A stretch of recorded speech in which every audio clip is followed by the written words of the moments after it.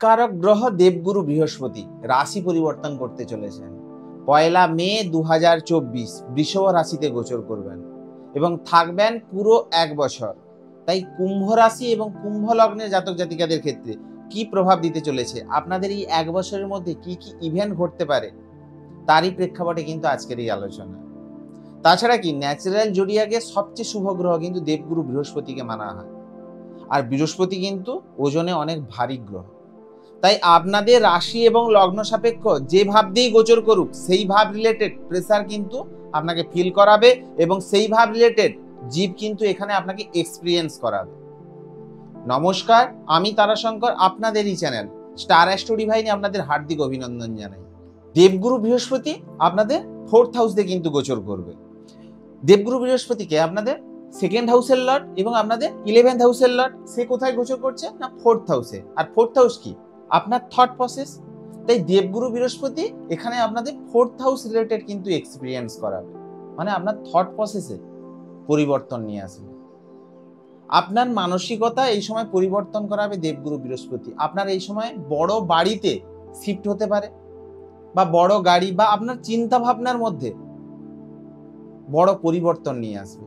আপনি বৃহৎ কিছু ভাববেন, আপনার মনের মধ্যে চিন্তা ভাবনাটা অনেক মহৎ হবে। ধরুন মানুষের জন্য কিছু করা, মানুষের জন্য কিছু ভাবা, আপনি এই সময় ভাববেন। বিশেষ করে ধরুন কোনো মন্দির নির্মাণ হচ্ছে, সেই উদ্দেশ্যে কিছু দান আপনি এই সময় করতে পারেন।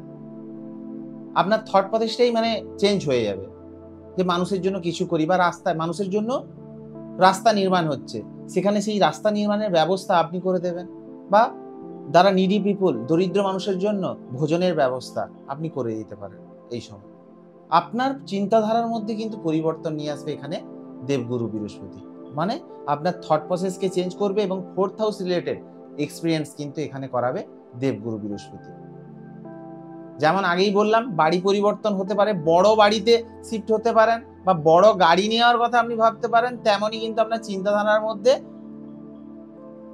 আলাদা একটা ভাব নিয়ে আসবে, যেটা মানুষের কল্যাণকর কাজে যেটা ব্যবহৃত হয়।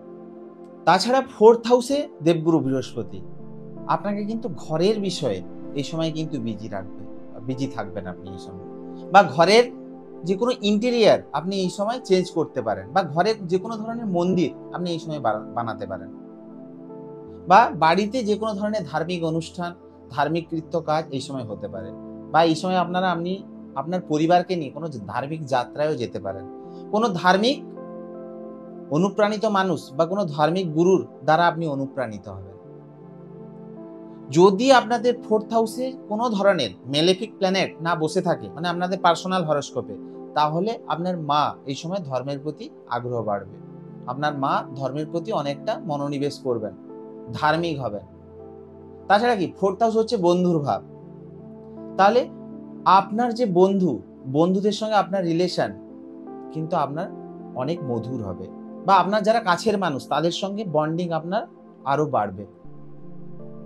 দেবগুরু বৃহস্পতি আপনাকে 4th হাউসে, আপনি যদি দেখেন ন্যাচারাল জোডিয়াকের 4th হাউস মানে কর্কট রাশি, আর কর্কট রাশিতেই কিন্তু দেবগুরু বৃহস্পতি উচ্চস্থ হন। তাই এই দেবগুরু বৃহস্পতি যখন 4th হাউসে গোচর করবে, তখন আপনাকে কিন্তু এই 4th হাউস রিলেটেড কিন্তু এক্সপিরিয়েন্স করাবে। কুম্ভ রাশি এবং কুম্ভ লগ্নের ক্ষেত্রে দেবগুরু বৃহস্পতি আপনাদের 4th হাউসকে অ্যাক্টিভেট করছে, এবং সেখান থেকে তার রাশি দৃষ্টির দ্বারা অ্যাক্টিভেট করছে আপনাদের 6ষ্ঠ ভাবকে এবং আপনাদের 9th ভাবকে, মানে 6 এবং 9th হাউসকে অ্যাক্টিভেট করছে। এবং দেবগুরু বৃহস্পতি নিজে দৃষ্টি দিচ্ছে কোথায় না আপনাদের 8th হাউসকে, আপনাদের 10th হাউসকে এবং আপনাদের 12th হাউসকে দৃষ্টি দিচ্ছে। তাহলে দেবগুরু বৃহস্পতি এখানে কোন কোন হাউসগুলোকে আপনাদের অ্যাক্টিভেট করছে? 4, 6, 8, 9, 10 এবং 12 এই হাউসগুলোকে কিন্তু অ্যাক্টিভেট করছে। দেখুন 4th হাউস অ্যাক্টিভেট, সঙ্গে 6, 8, 12 হাউস অ্যাক্টিভেট। দেখুন এই সময় কিন্তু আপনার মনের মধ্যে ইচ্ছা জাগবে নতুন ঘর নেওয়ার, নতুন ফ্ল্যাট নেওয়ার। আপনি নতুন ফ্ল্যাট নিতেও যাবেন, বা নতুন বাড়ি বা বাড়িতে ইনভেস্টমেন্ট করার কথা ভাববেন। তবে দেখুন 6, 8, 12 অ্যাক্টিভেট আছে, মানে কি ঘর যদি নিতে যান সেখানে গিয়ে প্রবলেম ফেস করবেন, প্রবলেম কিন্তু এখানে ক্রিয়েট করাবে। মানে আপনার বাড়ি নেওয়ার ইচ্ছে মনে জাগবে, বাড়ির পেছনে ইনভেস্টমেন্ট করার কথা ভাববেন, কিন্তু সেখানেও গিয়ে কিন্তু একটু প্রবলেম ফেস করাবে, কারণ যেহেতু 6ষ্ঠ ভাব, 8ম ভাব এবং 12th হাউস অ্যাক্টিভেট করছে। এই জায়গাটা ফেস করতে হতে পারে। স্ট্রাগলের পর বা সমস্যার পর লাস্টে গিয়ে আপনার মনের ইচ্ছাটা অ্যাচিভ হবে। সেকেন্ডলি কি দেখুন, আপনাদের ষষ্ঠ ভাব এবং অষ্টম ভাব এবং 12 হাউস, মানে 6, 8, 12 হাউস অ্যাক্টিভেট করছে। মানে কি, হেলথের বিষয়ে কিন্তু এই সময় খেয়াল রাখা জরুরি। হেলথের বিষয়ে খরচ হতে পারে, কারণ 6, 8, 12 ভাব অ্যাক্টিভেট, হেলথের বিষয়ে খরচ করিয়ে দিতে পারে। তাই এর থেকে বেস্ট রেমেডি কি না, বেস্ট রেমেডি হচ্ছে আপনি কোনো হসপিটাল থেকে ঘুরে আসুন এবং সেখানে যদি কোনো জরুরতমন্দ মানুষ দেখেন বা নিডি পিপুল দেখেন, তাকে কোনো মেডিসিন কিনে দিন, ওষুধ কিনে দিন। সেক্ষেত্রে কিন্তু আপনাদের কার্মিক অ্যালাইনমেন্ট হয়ে যাবে। সেক্ষেত্রে যে হেলথের পেছনে যে খরচের জায়গাটা, সেটা কিন্তু অ্যালাইনমেন্ট হয়ে যাবে। যে আপনার যে পয়সাটা বেরিয়ে যেত, সেটা যদি আপনি সঠিক কর্মে কাউকে হেল্প করেন, সেই জায়গাটা অ্যালাইনমেন্ট হয়ে যাবে।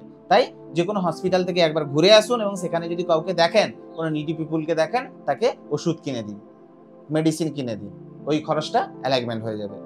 তো কি উপায় করবেন যাতে দেবগুরু বৃহস্পতি শুভ ফল আরো পেতে পারে? না দেখুন, বৃষভ রাশি হচ্ছে কুবেরের স্থান, সেখানে দেবগুরু বৃহস্পতি, যেটা হচ্ছে আপনাদের 4th হাউস, সেখানে গোচর করবে। তাই কুবের মন্ত্র যদি জপ করেন, সেটা আপনাদের ক্ষেত্রে খুবই এফেক্টিভ হবে। এবং দেবগুরু বৃহস্পতির জন্য যদি এই সময় 3টে 5মুখী রুদ্রাক্ষ ধারণ করেন, সেটাও কিন্তু আপনাদের জন্য খুবই বেনিফিক হবে। এবং শুক্রের জন্য 6মুখী রুদ্রাক্ষ, 5 এবং 6 দুটো কম্বাইন করেও ধারণ করতে পারেন, সেটাও কিন্তু তার পজিটিভ ঊর্জাটা আপনি সহজেই ইনটেক করতে পারবেন। ভিডিওটি ভালো লাগলে অবশ্যই চ্যানেলটিকে সাবস্ক্রাইব করবেন এবং পাশে থাকা অল নোটিফিকেশন অপশনে অবশ্যই ক্লিক করবেন, যাতে আমি নতুন কিছু ভিডিও বানালে সবার প্রথম আপনাদের কাছে পৌঁছে যায়।